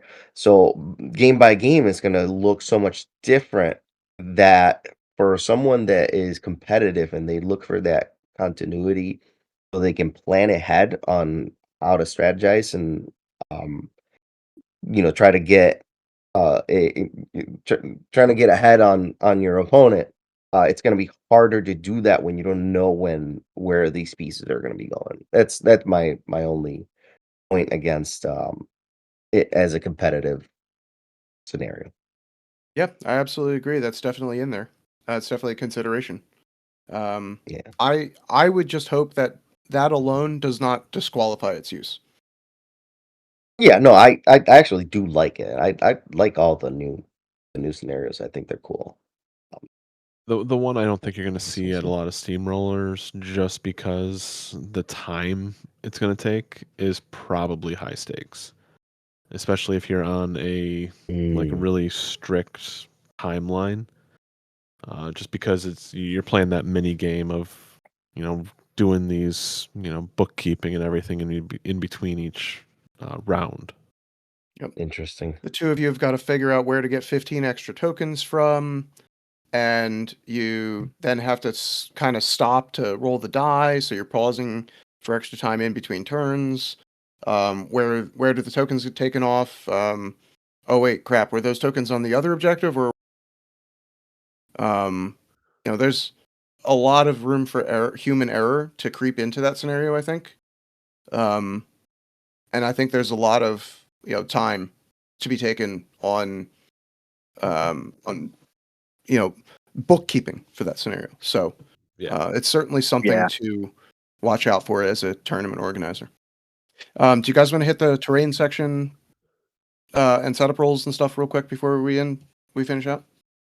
Yeah, sure. Is there? I didn't go through very like I kind of just skimmed through it. Yeah. Was there anything that you noticed that changed or? So I think I noticed that there are more bullet points on what can be placed where, and their expectations for the types of terrain to use has changed, and that they've adjusted the recommended number of terrain pieces in a couple of ways. So I think the previous year was something like they recommended 11 to 14 pieces of terrain, and I think now they've gone back to like 10 to 12 or something. 10 to 14. 10 to 14. Okay, so it's good wide range that you can cobble together if you have terrain around your house or around your game store. And they've expanded, or they've been more explicit about how things should be placed for it to be like acceptable steamroller terrain. So don't place terrain within 3 inches of the board edge. Each table should be a minimum of 4 line of sight blocking pieces. So we don't want to see any killing fields out there. Any huge open lanes that Signar can just sit down and plunk away at you. And it's important to note to not count scattered terrain towards the number. Yes, do not. Yeah, it even says that do not count scattered terrain towards the number of line of sight blocking things. So you still need 4. So they're saying don't place obstructions within 6 inches of other obstructions. They're trying to make sure that the table stays open to the largest of models, as they put this on the page right next to one of the colossals. And every table should have at least 1 hazard. So that's at least like 1 piece of burning earth, quicksand, acid bath, some terrain that can negatively affect you. Scatter terrain, they give several examples. They're technically like 1 terrain piece, but they define it as being broken into groups of 3 or taken in groups of 3. So once you hit 3 scatter pieces, or a combination of different ones, that counts as 1 terrain feature. And they, I believe they also said they don't want people placing more than 6 pieces of scatter or 2 groups of scatter. So we don't want to see these theme parks of lots of tiny boxes and warehouse facilities, because that's too much scatter. I mean, yeah, you could have your bison or your colossal just walk through it, and then there's just nothing on the board. Bye-bye. I like that they're explicitly calling out, and I'm not sure this has been done as a bulleted point before. That I think it's been in like the core rules, but I don't know if they've doubled down putting it in the steamroller document before. I'll have to go back and look at the previous years, but hazard terrain features can be standalone or combined with another feature. So we've all seen the burning forest, but you could put that on a hill. You could put it on anything else that might be interactable. It's tough to justify having a flaming house, because that doesn't really add to the game. Even if you fly over it, you don't suffer that effect. So I think it most appropriately goes on things that models can occupy. Yeah. You're talking about not sure if it was mentioned before. A lot of that stuff that you said has been, but the fact that it's a lot easier to find, Yeah. 'cause I'm trying to look for it right now because I do remember hearing about each table should have a hazard in it, but I don't remember where it is in here, and trying to find it in here is just impossible. Now that it's Whereas bulleted, great. right, yeah, it makes it a lot easier to find, a lot, um, and it makes it a lot easier for you to follow through and actually do it when you can find it easier. And Yeah. also, like, I don't know if I can't remember if previous packets have done this, but they on the next page outline a setup method for it, where, kind of a step-by-step process for adding terrain to the table. Mhm. And like, I think that's Right. very useful because, like, one of the things I know I've said on this podcast before is that, it's like, it's like I definitely don't want Warmachine to go the 40K route where they have like explicit, bespoke terrain layouts that you play on, but like a bit more guidance on what makes a good Warmachine board is appreciated. And I think, and I'm seeing a lot of that here, just between that bulleted list of like what terrain to choose and then having the step-by-step method of how to place it on the table. Like, I think that is very useful to have. I think it's also very good that they've called attention to the use of some pieces of flat terrain, because I know that they love 3D terrain over at Steamforged, but this is them acknowledging that some players are on a budget or don't have the storage space for a huge terrain set, and they may need to use flat terrain. Well, here are some specific guidelines if you're doing that. So Yep. they've ruled that any hill that's 2D is a standard 1-inch hill. You'd have to, otherwise your tournament organizer would have to tell you otherwise. And obstructions, if they're flat houses or flat rocks, 2D terrain, any obstruction is always 10 inches tall, unless the tournament organizer says otherwise. So, again, as just an overall point, I think the formatting and presentation in this particular document is very much improved from previous years. They've got, much better chapter headings, and so you can kind of browse through it at a glance a little bit easier. Things will jump out at you when you get to a new section. The bulleted formatting is all, is much easier to find things in, and I like the organization. So, I'm happy to see this 2026 steamroller document. Something to note too, the terrain pieces, they kind of give you an idea of like what size they should be. And they say terrain features should not be smaller than 3 inches or larger than 6 inches in any dimension.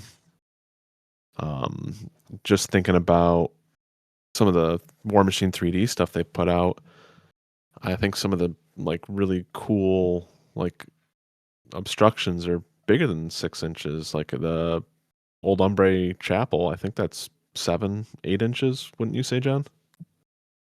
It's hard to say. Probably. Well, it That's also probably has pushing it. like it also has things to say about larger, smaller terrain pieces. It just says, consider adjusting the amount of terrain that you use if you got stuff outside of that range. Yeah. Yeah, just keep the thought, Yeah, they are guidelines too. Like, Yeah, I mean, at the end of the day, it's up to the TO and the right. group playing. It's like It's good. the Pirates Code, Well, they're more like guidelines. Yeah. Be more like guidelines. And like I said, I don't want bespoke terrain layouts and maps to play like 40K has. I do not want that. Agreed. This is a much better set of guidelines for setting up tables than we previously had. Yeah, I don't want to put down a template like I've seen a template for the 40K, and then how everything gets set up in there. I very much dislike that thought. I think that the day that terrain becomes that rigid in Warmachine is probably the day that I stop playing the game. Like the 40K players have like memes about L-shaped ruins, like We're fighting over a bunch of Tetris pieces, guys, L blocked, L blocked, L blocked. in a danger room training area. A line piece, another line piece. Is he crazy? And it does say something when I was playing 40K, and same with you, Eric and John.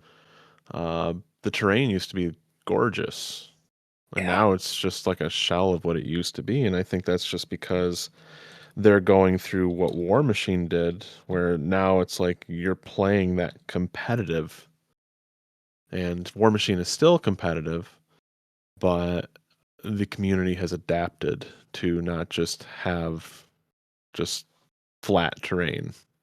Now everyone seems to want to have the 3D, and it's still, you're putting terrain on the whole board. Yeah, and I mean it's like like no one's happy when they have to butt charge, right? Mm-hmm.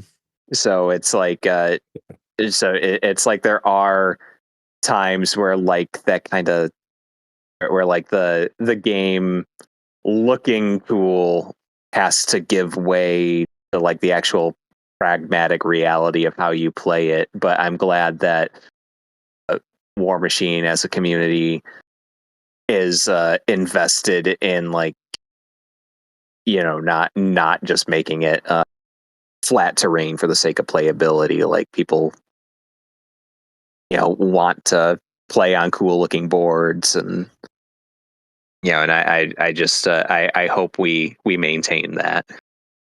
Oh yeah, variety is the spice of life, and seeing different tables out there really makes the game interesting. And it also gives a certain feel to different communities. So when you travel to a different state or a different area that has different types of terrain, maybe your experience is going to be a bit different in that area. It feels like you're playing in a different area. Their houses are shaped differently. Their forests are too large, or too small. Yeah. Or they've got that giant bendy kidney bean forest in the middle of the table again, and everything.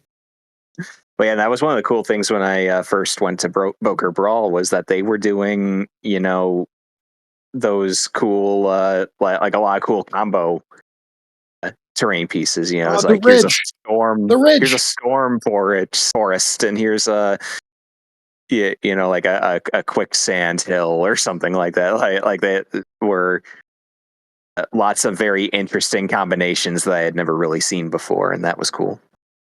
Yeah, terrain is definitely something that helps draw, but yeah, go ahead. My phone's on 4% power, so I think we ought to wrap this up. Oh boy. Get your few naps. Sun's getting real low. This is So Dan, where can people find you? Like where are you playing out of? So mostly I play around the Philadelphia area. I usually visit stores in Pennsylvania, New Jersey, and Delaware. And I take a trip down to Maryland every once in a while. So if you're in the tri-state area, you'll probably see me at some events. Otherwise, on Discord and social media, I'm Dan Raven, or quote my name. And send me a message. I love talking shop and like making friends. So have at it. Awesome. Are you you're going to Bokur Brawl this year, right? Oh hell yeah! It's like Warmachine Mecca for me. I always go. And I've been working on some special projects on the side. So I've been working on programming a tool to help people do pairing matchups for team events. So I'm hoping to debut the next version of that application at Bokur Brawl. So come find me if you're interested in the science and numbers behind team pairings. Awesome. And speaking of the Bokur Brawl, tickets are going on sale website says the 15th, but it also says the 14th, so I'm not really 100% sure on that. Do you know exactly which day, John, in February? Is it the 14th or the 15th? I want to say it was the 14th, but I could be misremembering. I know Seth talked about it on the broadcast. Yeah. Either way, go out, take a look at it. Tickets, it's a great event. They are $125 for the weekend, but that gives you access to the hall, events, the vendors, and it's lunch on Friday, Saturday, and Sunday, and swag. It's well worth it. Yes, sure. And we will all be there. Yes. And definitely come find us because I will have some form of swag. Yes. Extra objectives now. We got to figure that out. Yeah. And I just want to plug where we're playing. They are in the process of getting us some stuff to, do giveaways. But our local store, the Art Store, website is theartstore.cny.com. You can go on the website and get pretty much any, model that's not the direct, and you get 10% off, and it's free shipping after $35. The store's been great for us. They've been very accepting of getting the product in and getting whatever we wanted. Yeah, it's definitely I really like it there. And like I was saying, we are going to be giving away some stuff in the near future, and so be on the lookout for that. Anyone else have anything they want to cover? If you're in the area in around February 21st, Yes. I think it was, we will be 21st. It is. Yes. having a tournament at store run by me, and you should totally come. Kyle, you're gonna be there, right? Yeah, yes, I will be there for that. It's kind of the in between, like it's pre-Adepticon practice essentially for the Buffalo people. But thank you, Dan, for coming on and joining us. It's been great talking about the numbers and everything, and gave me a lot to think about and where I'm going to end up between the 3 factions I own. I'm in the same boat, brother. Thanks a lot for having me on. It's been a blast. I love working on this little side projects and just kind of seeing what I can learn and seeing what I can do and how I can fix problems for people. So it's pretty cool. Thanks a lot. All right. Thanks, guys. Cheers, guys. Talk to you later. Bye.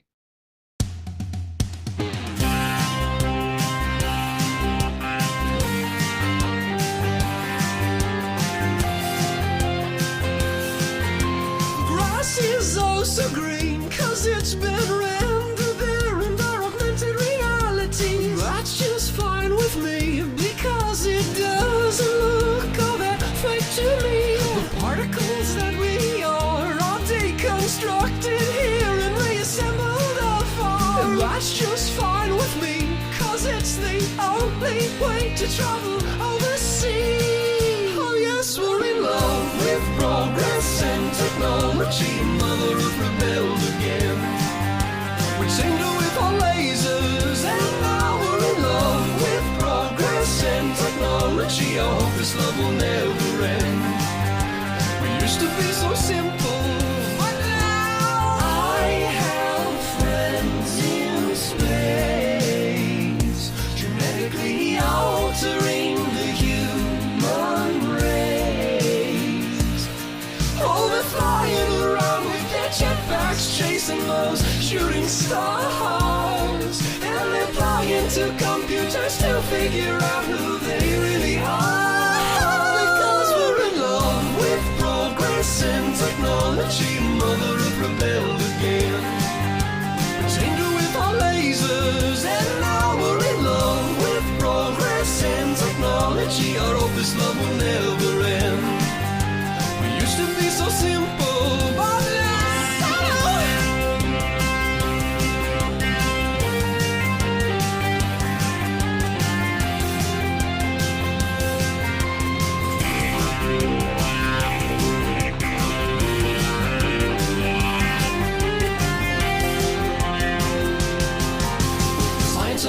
This world of ours is understood now and reaching afar across all manner of time and space. There's no time for breaking down. Knowledge of ours that ranks one mind and nobody dies. Now they live on through time with computer simulations of their brain. Can this all be so real? Possibility, my buttons are right. They digitally fabricate one of a night. Can be written to you just while you're asleep. I can't fathom all of these. I'm in the palm of your hand and you dial a feeling. You get it right then in your outward appearances made just for you. Please take this away from me. I now have everything. It's just the greatest thing.